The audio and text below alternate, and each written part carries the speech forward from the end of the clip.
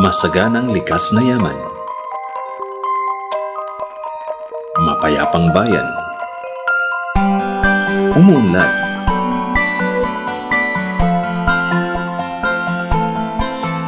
Ito ang makilala ngayon.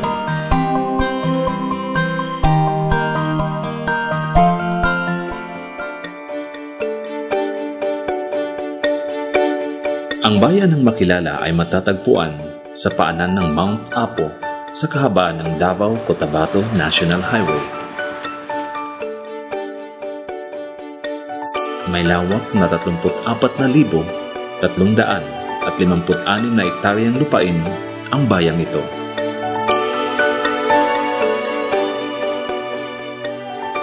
Sa layong 129 na kilometro mula sa siyudad ng Davao, ang Makilala ay tahanan ng hubigit kumulang 80,000 nagkakaisang Kristiyano, Muslim at Lumad. Dahil sa angking likas na yaman at malamig na temperatura, naging angkop sa bayang ito ang produksyong pang-agrikultura.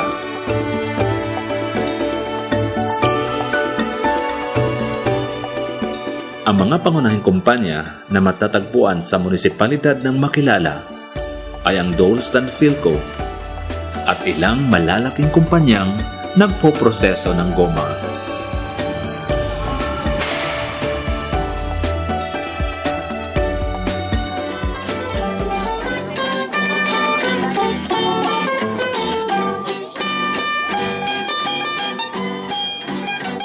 Mayaman din sa atraksyon ng bayang ito. Pangunahin dito ay ang New Israel, lubos na kilala sa relihiyosong sekta na tinatawag na Mongkadista at sa mga unggoy na naninirahan sa kanilang komunidad. Dito rin matatagpuan ang isa sa pinakamahabang zipline adventures sa buong Asya.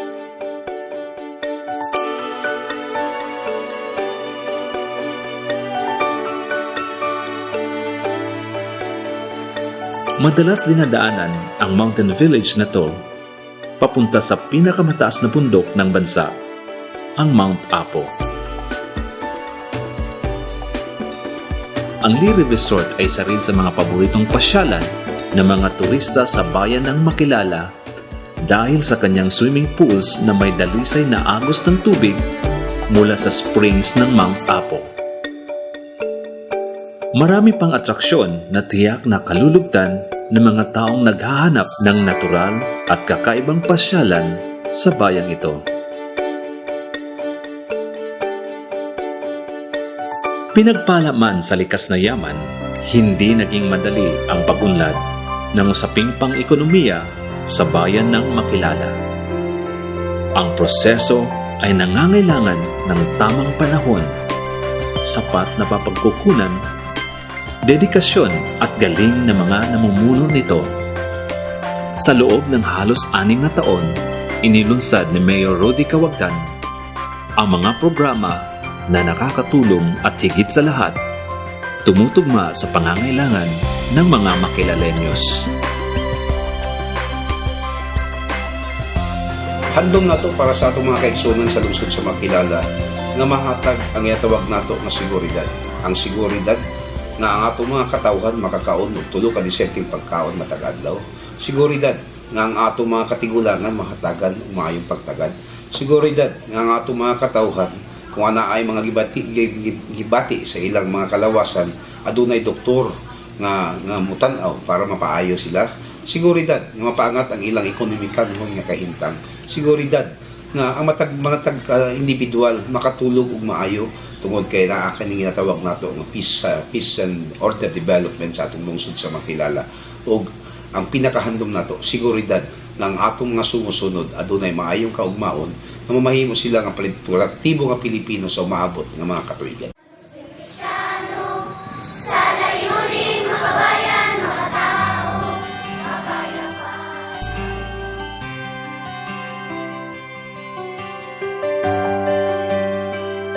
Nangunguna sa kanyang mga programa ay ang edukasyon. Inaasahang sa pamamagitan nito ay maiangat ang pamumuhay ng mga mamamayan ng makilala. Ang programang ito ay nagbibigay ng libre ngunit di kalidad na edukasyon sa iba't ibang antas ng pag-aaral. Upang tuluyang makapagtapos ng kolehiyo ang mga mag-aaral, itinatag ang Makilala Institute of Science and Technology noong June 13, 2014. Ito ay natatag sa pamamagitan ng Municipal Ordinance No. 275-2014 at sa suporta na ipinagkaloob ng Commission on Higher Education or CHED.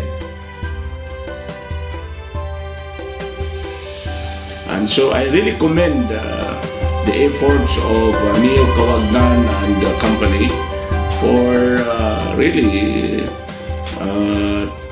striving best efforts to be able to open up a college in that municipality. And so for 2 years now, I think the college is operating very well. And I congratulate you all for that, Mayor and the President, Dr. Igunan, and the people behind the successful operation of the college, the Makilala Institute of Science and Technology.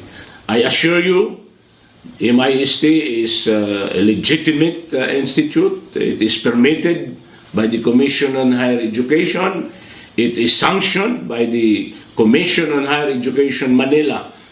Inumpisan ang nasabing programa sa isang pananaliksik at lumabas na sa bawat 100 na estudyanteng nagtapos ng high school, 20 hanggang 30% lamang nito ang maaring makapagpatuloy ng pag-aaral sa kolehiyo. Karamihan ay humihinto dahil sa problemang pinansyal.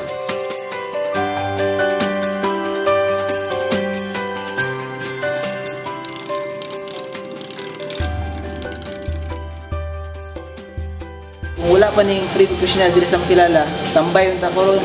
Ambot lang asa ko karon. Kay ang kaning free educational kay isa na sa akong pangarap pod para maging maayo nga mekaniko o para makatabang ko sa akong pamilya.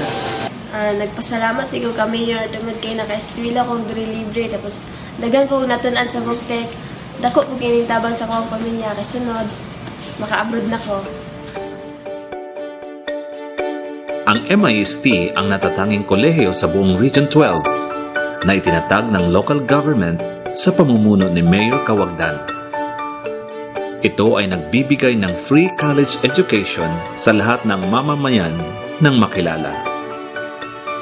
Sa kasalukuyan ay mayroon ng 1,354 na mga estudyante ang nakinabang sa nasabing programa. Ito ang inaasahang dodoble pa sa susunod na taon kaya't patuloy na gumagawa ng mga bagong gusaling magagamit para dito. Ang LGU Makilala ay naglaan ng hindi bababa sa 10 milyon bawat taon para sa operasyon ng kolehiyo. Inaprubahan din ng Sangguniang Bayan ang paglalaan ng 100 milyon para sa pagtatayo ng state-of-the-art building upang maging tahanan ng Makilala Institute of Science and Technology.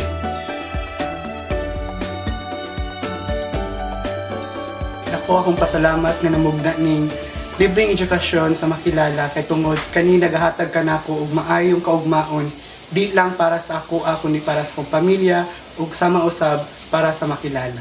Ang libre pong edukasyon sa Makilala, nagbigay po ito ng way para sa akin po na maabot ko po ang aking mga pangarap sa buhay. Sa ako lang ingon nga ginikanan nalipay gyud ko nga dako kinig nakatabang sa ako ang pamilya tungod kay kun atong balansihon kung magpa-eskwela ta karon og kolehiyo wa gyud may mahimo pero nagapasalamat mi ni Mayor nga iya min gitutukan para maka-eskwela ang mga kabataan para makatabang pa sa uban pang mga henerasyon.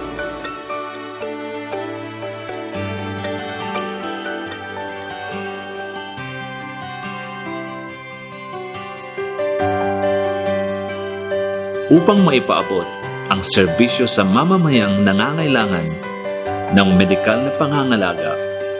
Itinatag ni Mayor Rudy Cawagdan ang ambulance services na tinawag na serbisyong 24/7 Saving Lives. Ang mamamayan ng Makilala ay maaaring makaka-avail sa serbisyo ng ambulansya ng libre anumang oras na kailangan. Mayroon ding medical team na umiikot sa bawat barangay upang magbigay ng libreng check-up sa mga nakakatanda.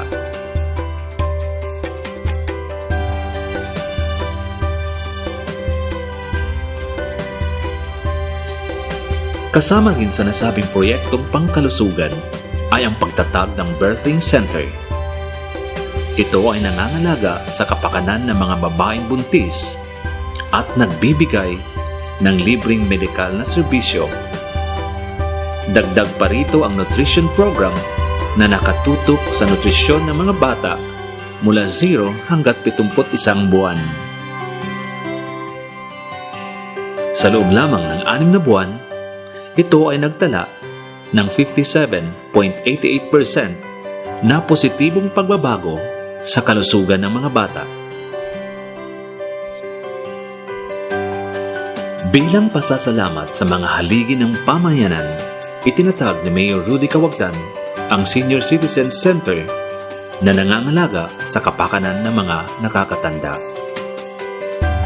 Natututukan nito ang pagbibigay ng PhilHealth cards sa halos 12,000 benepisyaryo at napapaigting ang pagpapalaganap ng programang 4Ps sa mga mas nangangailangan.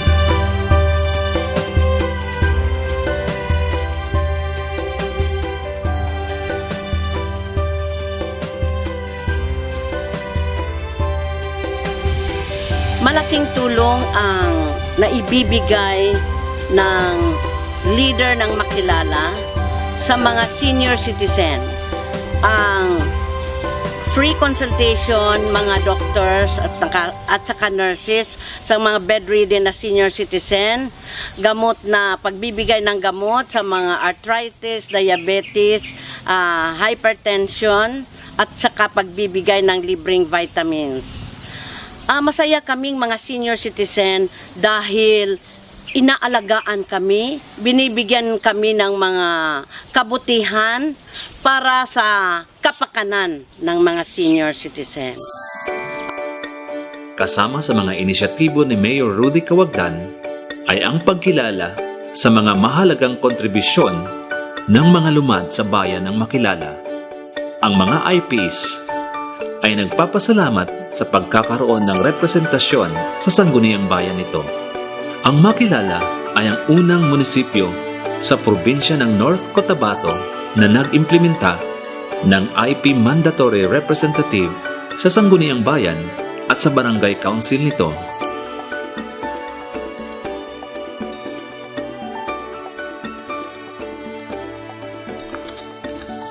Upang makumpleto ang pagbabago at ang pagunlad ng Makilala, itinatag ang Maki Rudy Program o Makilala Rural and Urban Development Initiative. Sa simula ng proyekto, naglaan ang LGU Makilala ng 25 milyon budget para sa programang pang-agrikultura na nakasentro sa pagtatanim ng goma at patuloy na ipinapatupad. Sa pamamagitan nito, inaasahang matataniman at magiging produktibo ang may halos 10,000 hektaryang lupang hindi nagagamit. Sa kasalukuyan ay mayroon ng 1,426,547 na libreng seedlings ng goma ang naipamimigay sa 1,678 na benepisyaryo. Ang mga libreng seedlings na ito ay naitanim sa 3,104 na hektaryang lupa.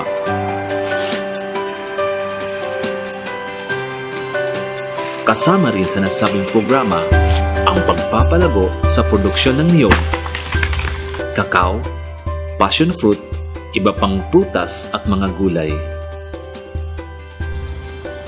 Halang kanako dako kayo ang epekto sa akong panginabuhi. Ang programa sa atong local government sa makilala ang pagpangapod-apod ng kining mga similya sa rubber. So actually bago lang ako na siyang nagitapingan, then actually nakatag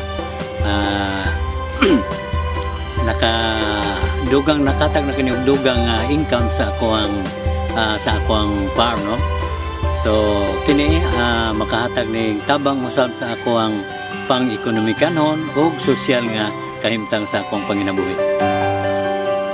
Upang mapabilis ang paghatid ng serbisyo sa mga mamamayan ng Makilala, isa sa mga importanteng proyekto na ipinatupad ng lokal na pamahalaan ay ang infrastructure development. Ito ay nagbigay ng kaginhawaan sa mga residente, lalo na sa mga nakatira sa malalayong barangay.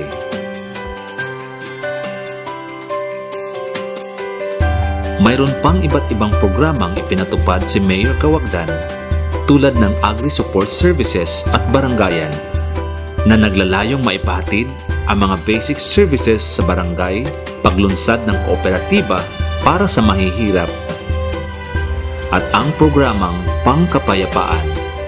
Sa mga nagdaang taon, marami ng konsultasyon ang isinagawa sa iba't ibang sektor ng lipunan upang magkaisa at tumulong sa pagpapanatili ng kapayapaan at kaayusan.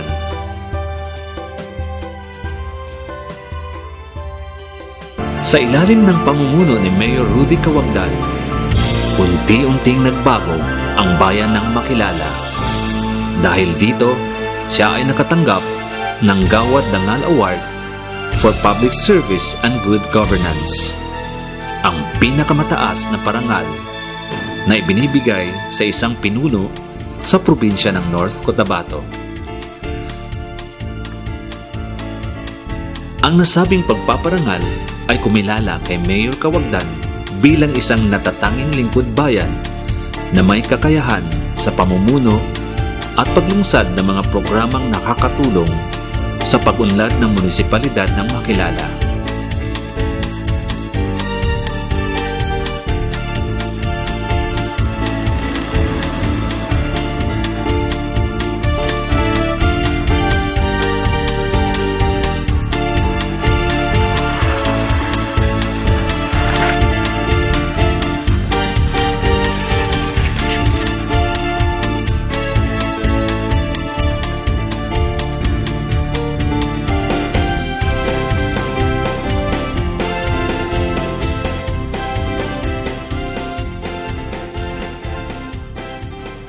Atong makita, atong mahikap ang mga nahitabo sa lungsod sa Makilala sa ilalom sa atong administrasyon. Handom nato na ipadayon ang mga naglalaylain pang mga programa na makaayo para sa kalabuan sa atong mahal na lungsod ng Makilala.